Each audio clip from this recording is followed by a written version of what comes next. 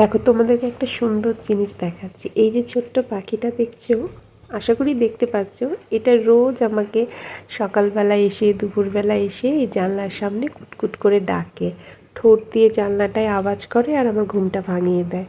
কি মিষ্টি না? আসলে এ আমাকে যেন রোজ সকালে এসে ডাকে আর ঘুম থেকে তুলে দেয়। আমার কিন্তু পোষা নয়, আমি কিছু খেতেও দিই না, কিন্তু তাও এই ছোট্ট পাখিটা এসে আমাকে ডাকে। কি পাখি তোমরা জানো এটা? আমার নামটা ঠিক মনে পড়ছে না, তবে আমার খুব ভাল লাগে।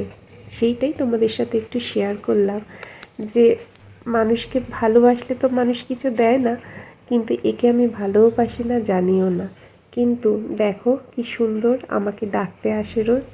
খুব ভাল লাগলো সেই দৃশ্যটা, তাই সেটা তোমাদের সাথে একটু শেয়ার করলাম। আসলে একেই বোধহয় বলে ভালোবাসা, তাই না? যেখানে কোনো স্বার্থ নেই, একদম নিঃস্বার্থ ভালোবাসা।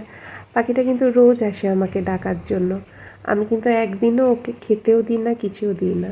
তাই আজকে একটু ক্যামেরা করে তোমাদের কাছে শেয়ার করলাম যে পাখিটাকে, এই আর কি।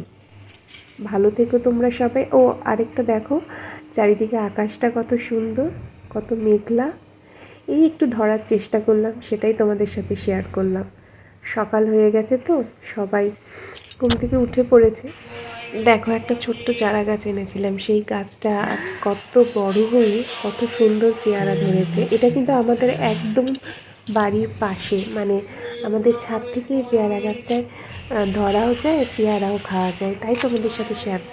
কি বলো তো, আমাদের বাড়ির সামনে এরকম গাছ হয়েছে, সেই গাছে বসে পেয়ারাগুলো তোমাদের দেখালাম, কি ভালো লাগছে না? ওই দেখো গাছটা দেখা যাচ্ছে। অ্যাকচুয়ালি এটা আমার বাড়ির সামনে, ছাদে বসে বসে পেয়ারা খায়। কি ইন্টারেস্টিং না? এখন শীত পড়েছে তো একটু পেয়ারা খেতেও ভালো লাগে, তো দুপুরবেলা বসে বসে একটু পেয়ারা টেয়ারা খাই, এই আর কি। তো তোমরা সবাই কেমন আছো অবশ্যই কমেন্টসে জানিও।